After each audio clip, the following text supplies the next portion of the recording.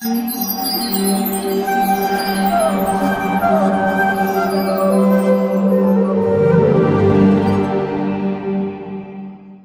कृष्णा। आप सभी को 26 जनवरी यानी गणतंत्र दिवस की हार्दिक शुभकामनाएं, हार्दिक अभिनंदन। हमें पता है कि आप ये जो राष्ट्रीय पर्व है इसका बेसब्री से इंतजार कर रहे हैं और करना भी चाहिए, क्योंकि 26 जनवरी 1950 को हमें हमारा संविधान मिला था और संविधान के साथ साथ हमें मिले थे हमारे मौलिक अधिकार या मूल अधिकार जो हमारे संविधान के तीसरे भाग में वर्णित है। और इस साल हम अपना 69वां गणतंत्र दिवस मना रहे हैं और इतने सालों बाद हम अपने जो मूल अधिकार हैं, मौलिक अधिकार हैं, उनके बारे में एक थोड़ा सा अवलोकन कर सकते हैं, सोच सकते हैं। जैसे कि हमारे जो मूल अधिकार हैं वो कहीं ना कहीं हमारे कर्तव्य से भी जुड़े हुए हैं। तो सामाजिक, आर्थिक, राजनीतिक स्तर पर हमें जो ये समता प्राप्त हुई है, जिसके लिए हमने संविधान को अंगीकार किया, वो हमें याद दिलाता है कि ये जो मूल अधिकार हैं ये हमारे आध्यात्मिक विकास के लिए भी बहुत जरूरी है। जैसे राइट टू इक्वलिटी यानी समता का अधिकार हमें प्राप्त है। तो समता का जो अधिकार है उसका अर्थ है कि सभी व्यक्ति समान है, यानी उन्हें वर्ण, जाति, लिंग या किसी भी वजह से अलग अलग नहीं किया जा सकता और सबको समान रूप से हमें देखना चाहिए। और यही बात अगर हम अपने आध्यात्मिक जीवन के बारे में कहें या उसे आध्यात्मिक जीवन से जोड़ें, तो भी आप सोचिए कि वर्ण, जाति या लिंग के आधार पर हम, धर्म के आधार पर किसी को अलग अलग नहीं कर सकते। सबको समान अधिकार है और सबको बराबरी की दृष्टि से हमें देखना चाहिए, सभी से हमें बहुत प्रेम करना चाहिए। जैसे कि भगवान कहते हैं भगवद गीता में कि वास्तव में ज्ञान क्या है? वास्तव में ज्ञान वो है जिसमें हम सबके प्रति समदर्शी हो सके। भगवान कहते हैं 5वें अध्याय में, विद्या विनय संपन्ने ब्राह्मण कवि हस्तिनी शुनि च शौपका च पंडिता समदर्शिना, कि वास्तव में वो ज्ञानी है, वो व्यक्ति समदर्शी है जो किसी गाय को, किसी कुत्ते को, किसी हाथी को, चंडाल को या किसी कुत्ता खाने वाले व्यक्ति को, हर एक को समान रूप से देख सकता है। तो वही व्यक्ति वास्तव में ज्ञानी माना जा सकता है। तो ये हमारी समता का अधिकार हमें हमारे इस आध्यात्मिक जीवन के इस पहलू की ओर हमें हमारा ध्यान आकर्षित करता है। हमें अधिकार प्राप्त है स्वतंत्रता का। तो स्वतंत्रता का यानी इंडिपेंडेंस का जो अधिकार है वो भी हमारे आध्यात्मिक जीवन से कहीं ना कहीं जुड़ा है, कि जैसे हमें स्वतंत्रता भौतिक जीवन में है कि हम अपने हिसाब से जी सकते हैं, अपनी डिसीजन मेकिंग खुद कर सकते हैं, अपने बारे में सोच सकते हैं, अपने बारे में निर्णय ले सकते हैं, उसी तरह से आध्यात्मिक जीवन में भी हम भगवान से अपनी मर्जी से, अपने हिसाब से, अपने भाव से जुड़ सकते हैं। क्योंकि कोई व्यक्ति सिर्फ भगवान को देख कर, निहार कर प्रसन्न हो सकता है, शांत भाव में उनसे जुड़ सकता है, तो कोई उनकी सेवा करके बहुत आनंद प्राप्त करता है। कोई व्यक्ति ऐसा होता है जो उन्हें वात्सल्य भाव में बहुत प्रेम करता है, कि उन्हें भगवान जो है वो अपने छोटे से बच्चे के रूप में नजर आते हैं। तो कई बार हम भगवान को अपना सखा मानते हैं और उनसे झगड़ा भी कर लेते हैं, उनसे अपने मन की हर बात करते हैं, उनसे अपनी हार्ट शेयरिंग करते हैं और उन्हें अपना सबसे अच्छा दोस्त मानते हैं। तो कई बार माधुर्य भाव में हम भगवान से जुड़ सकते हैं, यानी उनसे बड़ा कोई ऐसा व्यक्ति हो ही नहीं सकता जिससे हम प्रेम कर सकें, जिससे प्रेम का आदान प्रदान हो सके। तो ये अलग अलग भाव में भगवान से हम जुड़ सकते हैं। ये पूरी स्वतंत्रता हमें है जिस भी भाव में हम भगवान से जुड़ना चाहें। और भगवान भगवद गीता में कहते भी हैं, ये यथा माम प्रपद्यन्ते ताम तथैव भजाम्यहम् मम वर्तमानो वर्तन्ते मनुष्य पाद सर्वशः, कि हर व्यक्ति मेरे पद का अनुगमन कर रहा है लेकिन अलग अलग तरीके से कर रहा है। तो जो जिस भाव में भगवान से जुड़ता है, भगवान उसी भाव में उसके साथ रेसिप्रोकेट करते हैं। तो ये हुआ हमारी स्वतंत्रता का अधिकार। इसके अलावा शोषण के विरुद्ध अधिकार हमें प्राप्त है। शोषण यानी राइट अगेंस्ट एक्सप्लॉयटेशन हमें प्राप्त है, कि कोई हमें एक्सप्लॉइट नहीं कर सकता, कोई हमारे साथ गलत नहीं कर सकता, कोई हमें हानि नहीं पहुंचा सकता। और अगर इसको थोड़ा सा एक्सपैंड करें हम, या थोड़ा सा इसका विस्तार करें, तो ये देख सकते हैं कि ये जो शोषण है ये हम ह्यूमन बींग्स के साथ ही क्यों इसको लिमिटेड रखते हैं, बल्कि ये जो शोषण के विरुद्ध अधिकार है ये हमारे सारे जीवात्माओं के प्रति हो सकता है, कि जो बाकी जीव जंतु हैं वो भी तो भगवान का ही हिस्सा है या भगवान ही उनके पिता हैं। जैसे कि भगवान भगवद गीता में कहते हैं, पिता हम अस्य जगतो माता धाता पिता महा, के भगवान ही सबके पिता है, सबकी माता है, सबकी पिता माँ है और वो सभी जीव जंतुओं के लिए है। तो अगर हम भारतीय होने के अपने इस अधिकार को बहुत ज्यादा मानते हैं, तो बाकी जीव जंतु जो है वो भारत में रह रहे हैं तो वो भी तो भारतीय हुए और उनको भी हमें प्रोटेक्शन देना चाहिए, उनका भी शोषण बिल्कुल नहीं करना चाहिए।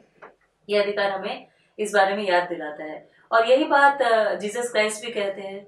जीसस क्राइस्ट कहते हैं दाउ शैल नॉट किल, कि हमें किसी को नहीं मारना चाहिए। और महात्मा बुद्ध ने भी यही समझा है कि अहिंसा परमो धर्म, यानी अहिंसा का पालन करना चाहिए। किसी भी जीवात्मा को किसी भी तरह से कोई भी कष्ट नहीं पहुंचाना चाहिए, खासतौर पर अपने पर्सनल इंटरेस्ट के लिए तो बिल्कुल भी नहीं। तो ये हमें शोषण के विरुद्ध जो हमारा अधिकार है, ये मूलभूत अधिकार हमारे आध्यात्मिक विकास के लिए बहुत ज्यादा जरूरी है। इसके अलावा हमें शिक्षा और संस्कृति का अधिकार प्राप्त है। तो शिक्षा यानी ये समझना कि हर व्यक्ति जो है उसको अपना स्पेस चाहिए, और वो व्यक्ति अपने आप में एक इंडिविजुअल है, एक आइडेंटिटी है, उसकी एक अपनी एंटिटी है, और उसे वो स्पेस देना ये वास्तव में शिक्षा है। नहीं तो शिक्षा हम अगर भौतिक स्तर पर सोचें तो हम बहुत कुछ पढ़ लेते हैं, हम पीएचडी कर लेते हैं या हम बहुत ज्यादा डिग्रीज ले लेते हैं, लेकिन वास्तव में शिक्षा यही है जब हम हर एक से प्रेम से रह सकें, हर एक के साथ प्रेम कर सकें और उन्हें भगवान से जोड़ सकें और खुद भी जुड़ सकें, तो ये शिक्षा है। संस्कृति की जहां तक बात आती है तो हमारी संस्कृति बहुत विशाल है, भारतीय संस्कृति, और उसके बहुत सारे पहलू हैं। लेकिन फिलहाल अगर बहुत सारे पहलुओं की बात हम नहीं करते, हम सिर्फ बात करते हैं एक ही संस्कृति की जो 26 जनवरी पर हमें हमारे लिए बहुत इंपॉर्टेंट हो जाती है, और वो है अतिथि देवो भव। कि हर 26 जनवरी को हम किसी न किसी राष्ट्र के राष्ट्रपति को, वहाँ के लोगों को इनवाइट करते हैं ताकि वो हमारे इस राष्ट्र पर्व में हमारे साथ शामिल हो। तो ये जो अतिथि देवो भव है, इसी परंपरा को निभाते हुए हम इस साल भी 26 जनवरी पर अगर हम राजपथ पर जा रहे हैं तो किसी के साथ जा सकते हैं परेड देखने के लिए। नहीं तो अगर नहीं जा पाते हैं, मान लीजिए हम देश के किसी और हिस्से में रहते हैं और वहां पर हम अपने राष्ट्रीय पर्व मना रहे हैं, तो हम परेड देखने के लिए, जैसे हम टीवी तो देखते ही हैं और परेड का पूरा आनंद लेते हैं लाइव, तो हम किसी अपने फ्रेंड सर्कल में से किसी को इनवाइट कर सकते हैं या अपने नेबर्स को इनवाइट कर सकते हैं और उनके साथ बैठकर देख सकते हैं, उन्हें आतिथ्य से जोड़ सकते हैं और उनके साथ इंटरेक्शन, एक गेट टुगेदर हो सकती है, क्योंकि हम सभी अपनी पर्सनल लाइफ में इतने बिजी हैं कि टाइम ही नहीं मिलता किसी दूसरे के लिए। तो ये बहुत अच्छा अवसर है, बहुत अच्छा मौका है जिसमें कि हम इस अवसर का लाभ उठा सकते हैं अपने संबंधों को और अच्छा करने के लिए। और यही बात हमारे शास्त्र में भी बताई गई है, उपदेशामृत में कहा गया है कि जैसे हम ऐसा इंटरेक्शन करते हैं तो हमारा प्रेम और बढ़ता जाता है, और खासतौर पर अगर वो भक्तों का संग हो तो और ज्यादा बढ़ता है। जैसे कि ददाति प्रति गहनाति गुह्यम आख्याति पृच्छति भुंक्ते बजायते चैव षड्विधि प्रीति लक्षण। ये प्रीति का लक्षण है जब हम किसी के साथ भोजन करते हैं, उन्हें इनवाइट करते हैं, उनसे अपने मन की बात शेयर करते हैं और उन्हें कुछ गिफ्ट देते हैं, वो हमारे लिए कोई गिफ्ट लाते हैं, तो हमारा उनसे प्रेम का संबंध और बढ़ता जाता है। तो ये अधिकार जो है इसको हम इस तरह से पालन कर सकते हैं। और अतिथि देवो भव हमारी संस्कृति का इतना स्ट्रॉन्ग एक हिस्सा रहा है कि पहले के समय में जो भी कोई व्यक्ति जैसे गृहस्थ था तो वो खाना खाने से पहले बाहर जाके आवाज लगाते थे कि कोई भी भूखा तो नहीं है, अगर भूखा है तो भोजन कर लीजिए ताकि हम भोजन कर सकें। तो हमेशा वो एक्स्ट्रा कुकिंग करते थे, और जब तक सब लोग पूरे संतुष्ट नहीं हो जाते थे तब तक वो गृहस्थ भोजन नहीं करते थे। और ये जो अतिथि देवो भव का भाव है ये दुर्योधन में भी इतना स्ट्रांग था, जबकि दुर्योधन के बारे में हम अक्सर सुनते हैं कि बहुत ज्यादा ईर्ष्यालु थे, बहुत द्वेष रखते थे पांडवों से। लेकिन फिर भी जब पांडव उनके कैंप में आए युद्ध के टाइम में और उन्होंने दुर्योधन ने उनका पूरी तरह से सत्कार किया, उनका स्वागत किया और उनसे पूछा कि मैं कैसे आपको प्रसन्न कर सकता हूँ, तो दुर्योधन जो थे उन्होंने 5 बाण ऐसे रखे हुए थे जो पांडवों को मारने के लिए थे। और जब ये पांडव इनके कैंप में आए और उन्होंने कहा कि आप हमें 5 बाण दे दीजिए, उससे हम संतुष्ट हो जाएंगे, तो दुर्योधन ने 5 बाण निकाल कर दे दिए।